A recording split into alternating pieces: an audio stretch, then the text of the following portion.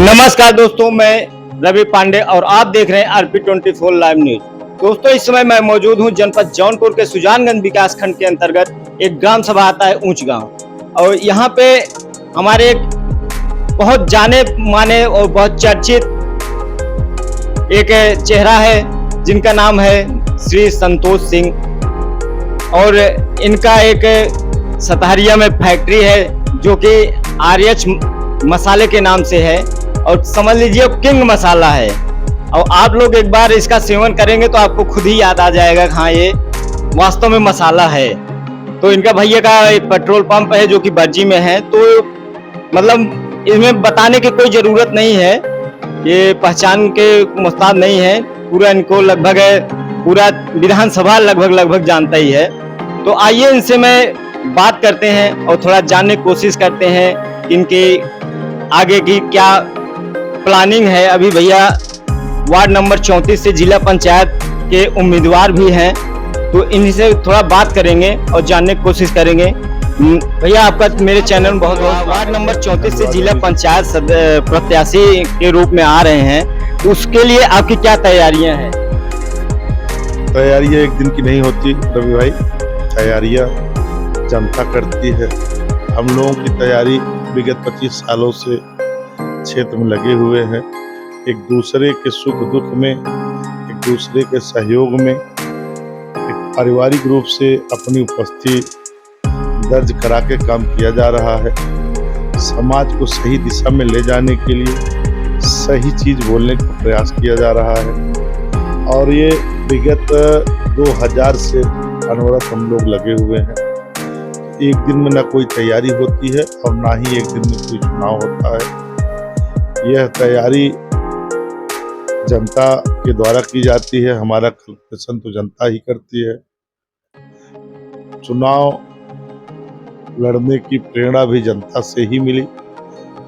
कहीं न कहीं जो विगत दिनों में देखने को मिला, जितना प्रेम हम उनको दिए उससे कई गुना ज़्यादा हमको ब्याज सहित प्रेम रिवर्ट मिला है। तो एक ऐसा धन है कि जितना दिया जाएगा कहीं न कहीं वो ससम्मान वापस मिलता है। अच्छा, आपको ऐसा क्या लगा कि आप राजनीति क्षेत्र में आए हो? कुछ लगा नहीं भाई, कुछ लगा नहीं। और ना कोई ऐसी सोच थी कि राजनीति के लिए किया जा रहा है या राजनीति की जा रही है, समझ में ही नहीं आया। आदमी चला, संबंधों में बढ़ा, एक दूसरे के सहयोग में चलता रहा। समय आया, मित्र लोगों ने कहा यार चुनाव लड़ा जाए, तो कहीं न कहीं जो करनी थी उसके बदौलत सब लोगों ने कहा नहीं चुनाव लड़ा जाए, और चुनाव लड़ा गया। तो राजनीति मतलब क्या है? समाज में अपनी उपस्थिति, संबंधों में अपनी उपस्थिति, सही चीज बोलना। चाहे राजनीति कहिए इसको, चाहे ये कहिए कि स्वभावता ये कि भाई नेचर हम में है, वो करते रहे और हमको भी नहीं पता चला। करते करते कभी इतना समय बीत गया। आप लोगों के प्रेम व्यवहार में हम भी यहीं बने रहे। और पंचायत चुनाव ही तो लड़ना है, लगातार प्रधान ही है। अच्छा, आप इसके पहले ऊंच गांव से पूर्व प्रधान भी रह चुके हैं और वर्तमान में आप बाहरपुर गांव से भी हैं, तो ऐसे अचानक आप जिला पंचायत चुनाव लड़ने की कैसे सोच ली? देखिए, कोई चीज अचानक नहीं होती है। और हमने अभी कहा भी आपसे कि इसके पहले हम बाहरपुर से क्षेत्र पंचायत लड़े, तो उसके पीछे रीजन ये नहीं था कि BDC केवल क्षेत्र पंचायत होना है, कुछ लक्ष्य और था। और फिर हमको लगा कि हम लोग जनता के लिए ही बने हैं और वापसी हम जनता में ही करें। तो अभी तक पंचायत चुनाव तक ही सीमित रहना है, मैं आगे की कोई सोच है। और ऐसे में जिला तौर पर 25 साल रहने से ये था कि हाँ चुनाव अब लड़ा जाए, काफी लेट भी हो रहा है। अच्छा, आप एक बात किए कि जनता के बीच में रहना है, तो अभी आप जनता के लिए ऐसा क्या सोचे हैं या ऐसा क्या कदम है कि जनता आपको प्रभावित आपके ऊपर प्रभावित? देखिए, सोचने से कुछ होता नहीं, करने से होता है। करना मीन्स ये है कि सही चीज बोलिए, सही चीज करिए। किसी को किसी का दिलवा देने से जनता नहीं प्रभावित होती है। आज एक बीता दिलवा दिया गया किसी का तो कल फिर वो मांगेगा। ऐसे में फिर प्रयास किया जाता है कि सही समाज की स्थापना की जाए और कहीं न कहीं 99% लोगों को सही करनी ही अच्छी लगती है और उसी के माध्यम से एक संदेश भी जाता है कि समाज की स्थापना बना रहना चाहिए। अच्छा भैया, अगर मान लीजिए आप जिला पंचायत चुनाव जीत गए तो आपका क्षेत्र में लोगों के प्रति क्या कदम रहेगा? देखिए, जिला पंचायत जीत जाए कि न जीत जाए, मेरा सिर्फ उनके प्रति एक ही दायित्व है, उनका मान सम्मान और उनके विकास की गति में हम सहभागी रहें, अनवरत बने रहें। पद तो आता और जाता रहेगा, लेकिन व्यवहारता उनका दिल जीतना और उनके बीच में अपनी उपस्थिति दर्ज कराना, उनके होके रहना हमारा स्वभाव है और कहीं न कहीं मेरा यही प्रयास भी रहता है। बाकी जिला पंचायत न मेरा पद है, मेरा रहेगा, जनता का पद है, जनता देगी वो उसी को हम ससम्मान समर्पित भी करेंगे। बाकी पद तो एक बहाना होता है, कार्य तो पिछले 20 साल 25 सालों से अनवरत किया जा रहा है। अच्छा भैया, सरकार का एक नारा है सबका साथ सबका विकास, तो क्या आप सरकार के जो नारे हैं उसके साथ ही चलेंगे या कुछ आपका अलग कुछ तैयारी? राजा से अलग होकर नहीं चला जाता है और सरकार ने चरितार्थ भी किया है।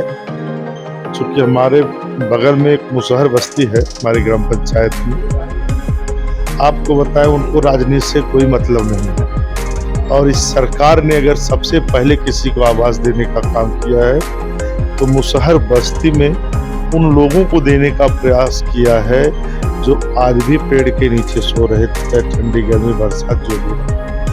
कहीं न कहीं अगर सरकार ने ये दावा किया है सबका साथ सबका विकास, तो किया है। इतना नीचे जाके कोई सोचता नहीं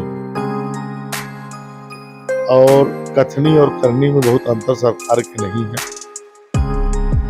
जो देखने को मिला कि सरकार नीचे जाके कार्य कर रही है, भेदभावपूर्ण कार्य नहीं कर रही है, इसलिए सरकार को बहुत बहुत धन्यवाद। अच्छा भैया, अभी एक राम मंदिर के लेकर एक बात आई हुई है सामने, उसमें कुछ चोरी का मामला हुआ है, तो उसमें आपका क्या राय है? क्या सही गलत? लोग विपक्षी लोग बोल रहे हैं कि ये बीजेपी कर रही है, उसमें आप क्या सही है क्या गलत, आप कुछ बताएं। देखिए, राम मंदिर के मुद्दे पर हम इसलिए बहुत कुछ कहने की स्थिति में नहीं है कि जब अब अर्जी सुप्रीम कोर्ट लगा दी जाती है तो सेशन में ट्रायल नहीं चलता है। अब जब माननीय मुख्यमंत्री जी प्रदेश के मुखिया हैं, वही इस मामले को संज्ञान में लिए हुए हैं, तब उनसे बड़ा तो कोई यहाँ है नहीं। देश के प्रधानमंत्री भी इस मामले को संज्ञान में लिए हुए हैं।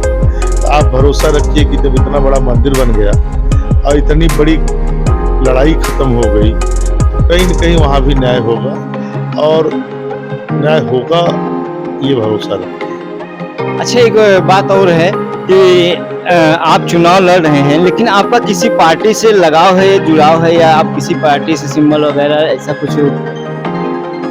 सिंबल नहीं मिलता है इसमें, कोई भी पार्टी टिकट नहीं देती है और नहीं, कुछ पार्टी से ऐसा होता है ना कि बीजेपी से या बसपा से या सपा से किसी से लगाव है?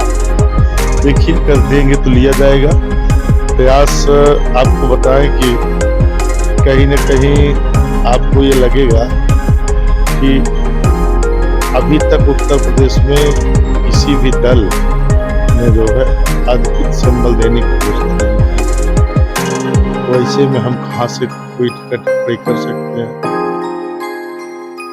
और एक बात ये है कि जैसे सरकार की कुछ योजनाएं हैं, तो आप जैसे कि पूर्व प्रधान भी रह चुके हैं, वर्तमान मान लीजिए बीडीसी हैं, तो ऐसा कुछ योजना है जो आप क्षेत्र में लोगों को प्रदान कर रहे हैं, मतलब दिलवा रहे हैं?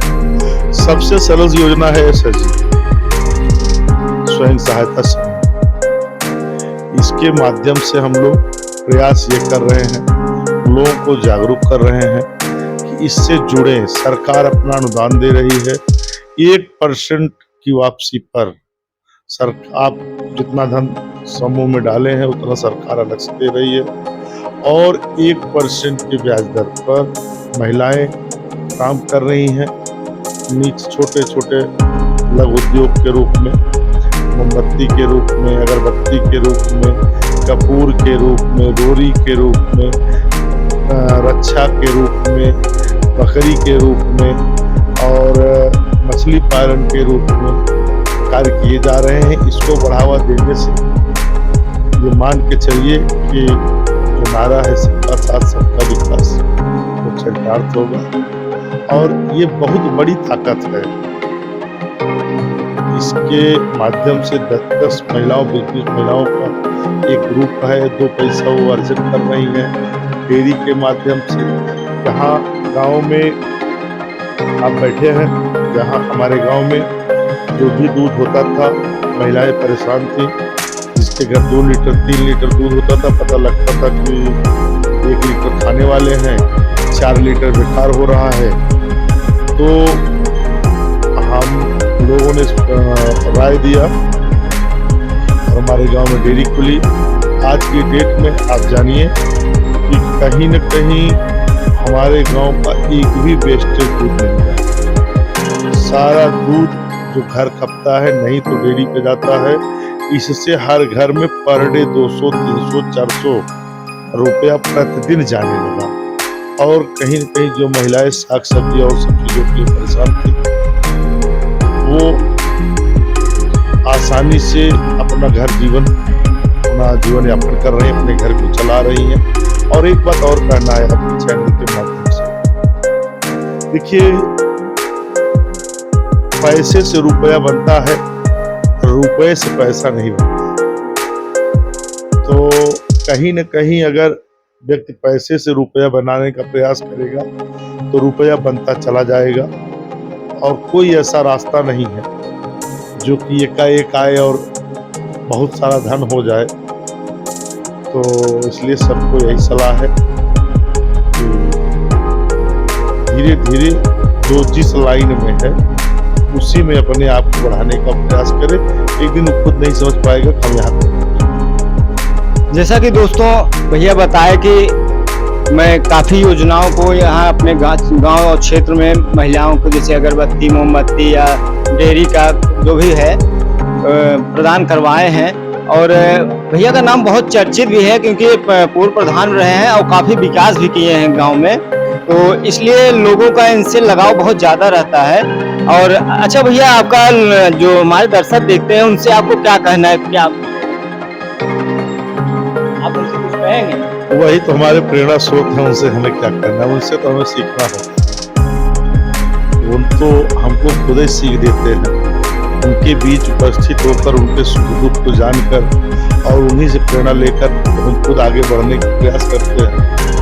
तो फिर उनसे कहने का कोई मतलब नहीं है। वही तो हमारे आदर्श हैं और कहीं न कहीं उनसे ही सब कुछ सीखने को मिला है। हाँ, एक निवेदन जरूर है उनसे कि अपने अगल बगल प्रेम व्यवहार बना के रखें, कटता न बढ़ाएं, एक दूसरे से सौहार्दपूर्ण रहें, क्योंकि मौसम भी काफी गर्म है और इस गर्मी में गर्माहट से बचने का प्रयास करें। तो दोस्तों भैया से बहुत काफ़ी बातें हुई, काफ़ी चर्चाएं हुई, तो यही मेरा एक दिखाने का प्रयास था छोटा सा। और बाकी आपकी क्या राय है कमेंट बॉक्स में ज़रूर बताइएगा। और तब मिलते हैं अगले वीडियो में, तब तक के लिए धन्यवाद। जय हिंद, जय भारत।